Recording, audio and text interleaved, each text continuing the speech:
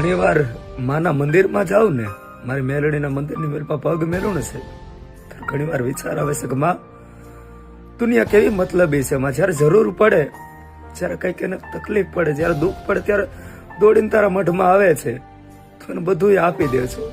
ક્યારે નથી કે પૂછતી કે દીકરા તારે શું કરવું છે, ઓલાને શું જરૂર છે. પણ માં તારે જરૂર હોય ત્યારે દુનિયા તને નથી પૂછતી, તને દુઃખ નથી લાગતું. દુનિયા એનો મતલબ કાઢીને વયો જાય છે, પણ જયારે તને કઈક થાય છે, તને દુઃખ પડે છે, ત્યારે તને કઈ નથી થતું. આટલી બધી દયાળી કેમ છો માં? ત્યારે માએ જવાબ આપ્યો તો કે દીકરા હું માં છું, સોરું કે સોરું થાય પણ માવતર થી કમાવતર થોડું થવાય. માએ એક વિચાર કરો સાહેબ, મઢની મેલપા જે મેલડી બેઠી છે, જે મઢની મેલપા દેવી બેહી છે ને સાહેબ, દેવીનું મઢ હોય ને સાહેબ, એકવાર ખરા દિલથી હાચા દિલથી એ મઢના ફળા સામું નજર નાખજો, એ માની મૂર્તિ સામું નજર નાખજો, હંમેશા હસતું દેખાય સાહેબ. અને માણસ કઈક નાનું એવું કામ છે, તને કામ ન થાય ને તો રાતો રાત દેવી ફેરવી નાખે છે, રાતો રાત માતા ફેરવી નાખે છે.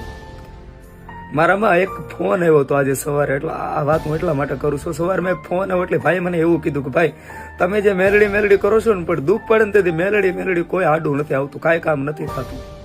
ભાઈ તારી ભક્તિમાં ભૂલ પડી હોય. એ કે મેલડી માની મેં ભક્તિજી કે મેં કીધી હું માતાજીને માનતો જ નથી, માતાજી અરે મારે કઈ લેવા દેવા જ નથી. તો ભાઈ તારું ભજન ને હજી જામ્યું હોય, તારું ભજન તું જમાય, તારા ભજનની માતા થોડોક વજન તો નાખ, પછી તું જો મારી ભગવતી તને હું આપે છે. માને પામવું જેવા તેવા કામ નથી મારા ભાઈ.